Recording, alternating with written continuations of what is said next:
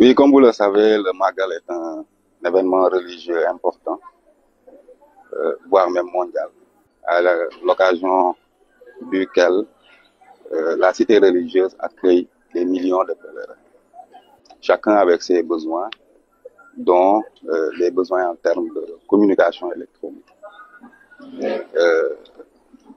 C'est ce qui légitime aujourd'hui notre présence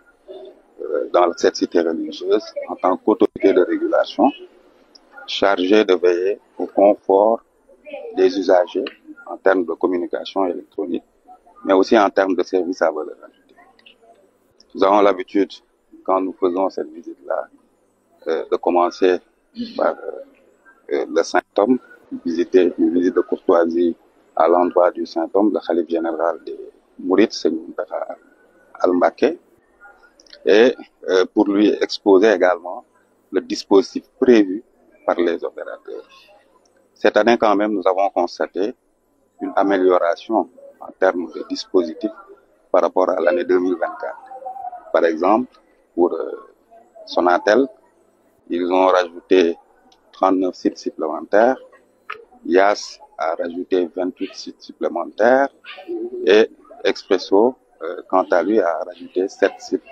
temporaires, avec un rajout également de capacité. Au-delà de ces sites qui améliorent la couverture et la qualité des services, il y a aussi un dispositif prévu par les opérateurs. Par exemple, Sonatel qui prévoit de déployer 80 points d'accès Wi-Fi gratuits pour les usagers. YAS en a prévu 45 et Expresso qui prévoit de déployer un Wi-Fi gratuit autour de la grande mosquée. Donc tout cela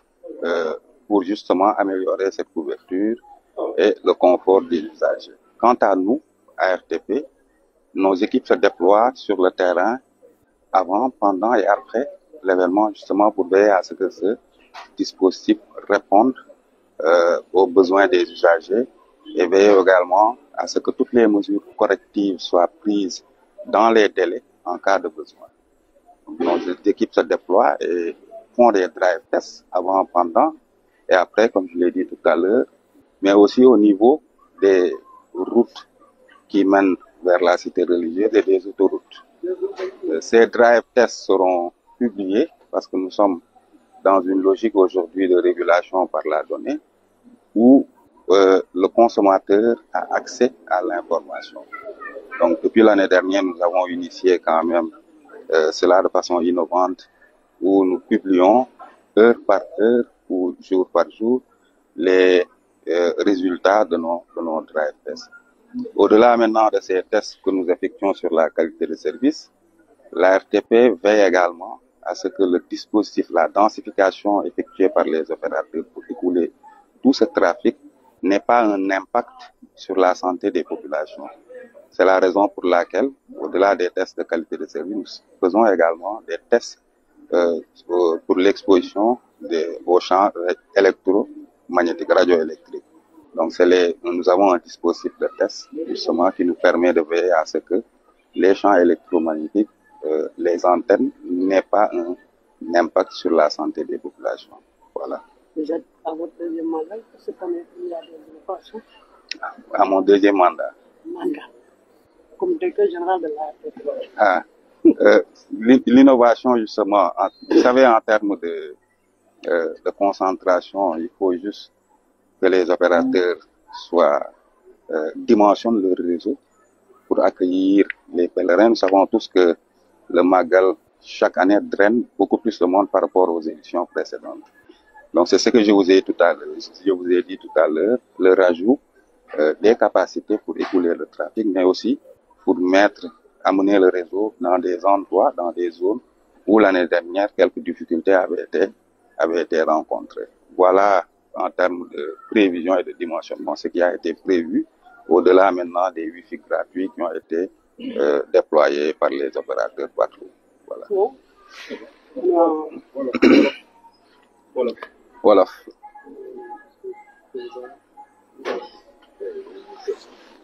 nee na tudduma président ji nee na tudduma président Diomaye waaw wax na dëgg de war nañ ko ci tudd de war nañ ko tudd de. Comme vous êtes l'autorité régulatrice, on constate que durant l'événement, parfois il y a un dysfonctionnement de certains réseaux téléphoniques. Oui. En cas pratique. Merci beaucoup. Merci mon cher. Merci. Donc au-delà de notre présence physique sur le terrain, la RTP a également mis en place des plateformes qui permettent aux usagers en cas de dysfonctionnement de signaler. Donc les usagers pourront les signaler toute panne, tout dysfonctionnement via nos plateformes, que ce soit par mail à travers l'adresse contact@artp.sn, mais également à travers notre numéro vert, le 800 800 200, qui sera accessible H24 et durant tout l'événement. Voilà.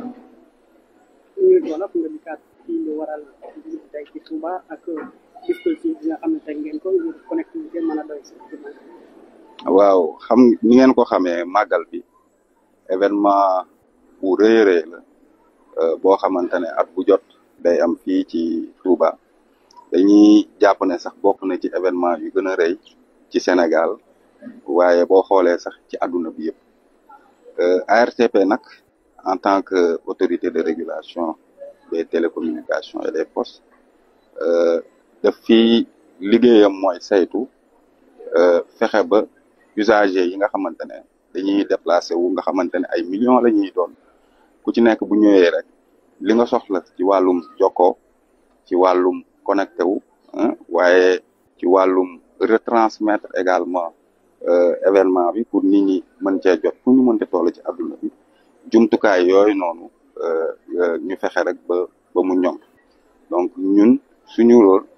mooy veiller justement à ce que opérateurs yëpp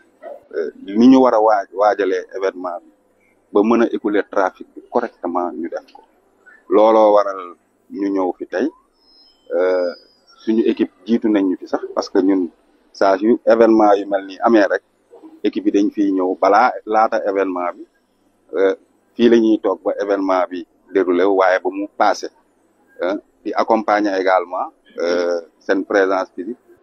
ci ay test yi nga xamante ne li ñuy tuddee drive test yi nga xamante ne dañ koy def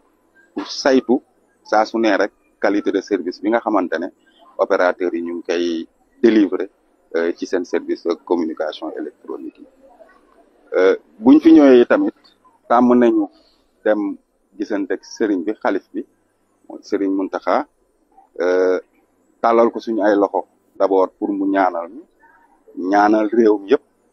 waaye ñaanal yi tamit kilifa yi nga xamante ne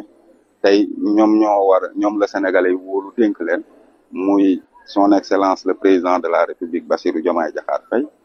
ak itamit ki nga xamante ne mooy élimaanu jëwriñ muy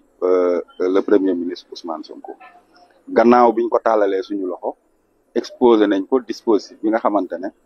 opérateurs yi moom la ñu prévoir ci dispositif boobu noonu nag ñu gis ne ren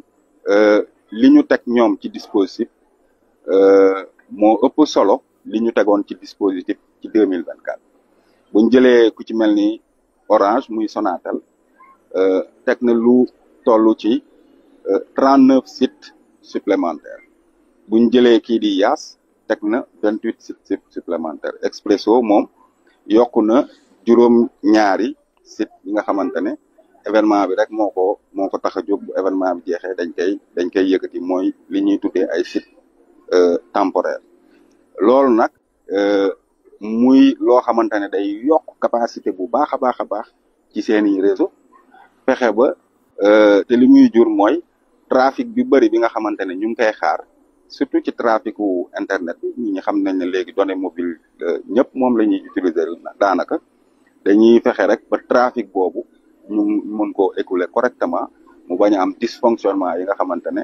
léeg-léeg ñu seetlu ko ñun tamit ARTP suñu liggéey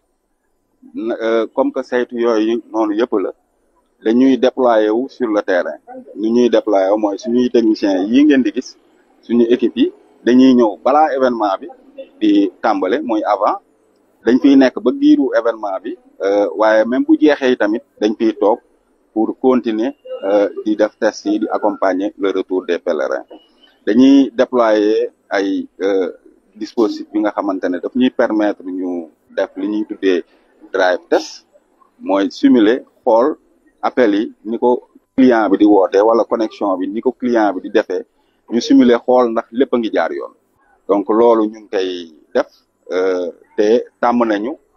depuis daaw nag liñ ci indi ci lu bees mooy test yi ñuy def ñun dañ koy publier ci suñu plateforme yëpp ci suñu site yëpp ba ci réseaux sociaux yi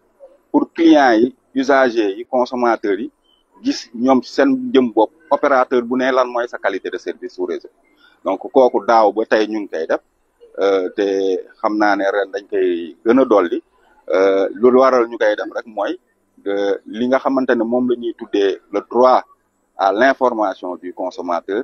ñun loolu dañ ko bëgg a jëmmal ci publication yooyu ñuy def waaye xam nañ ne itamit événement yu mel nii dispositif bi opérateur yi di teg densification bi ñuy def seen réseau day tax ba li ñuy wax les champs électromagnétiques dañuy présent bu baax ci dëkk bi suñu rôle yi tamit en tant que autorité de régulation daf ci bokk ñu veiller à ce que santé population yi ci seen jëm bopp du am jafe-jafe moo tax dañuy déployer itamit beneen dispositif bu ñuy permettre ñuy saytu saa su ne rek niveau de champ électromagnétique niveau d'exposition au champ électromagnétique u population bi kon ñun santé population bi aussi daf ñu soxal ñu ciy liggéey tamit ak ñi nga xamante ne ñooy ministère de la santé donc loolu daal moo waral suñu présence fii tey ñuy wax consommateurs yi usagers yi pèlerins yi nga xamante ne di leen fi ñëw màggal si ne au-delà des dispositifs de remontée des plaintes qui ont été mises en place par les opérateurs mooy ñoom dispositifs yi ñu teg ñun tamit ARTP dañuy gunge pèlerins yi ci signaler seeni ay jafe-jafe bu amee ku ko ci am ku ne mën na yónnee mail contact@artp.sn pour signaler ko waaye tamit ubbi nañu benn numéro vert bi nga xamante ne day tax ba nit ki mën a signaler te du fay dara te numéro boobu mooy di 800 800 200 donc ñu ngi ñaanal ñëpp nag màggalu ren bi mu passé wu dans d'excellentes conditions ñu leen di wax rek ñu daw ndànk màggal si ndànk ak jàmm ak salaam ñib seeni ay kër ak jàmm ak salaam jërë ngeen jëf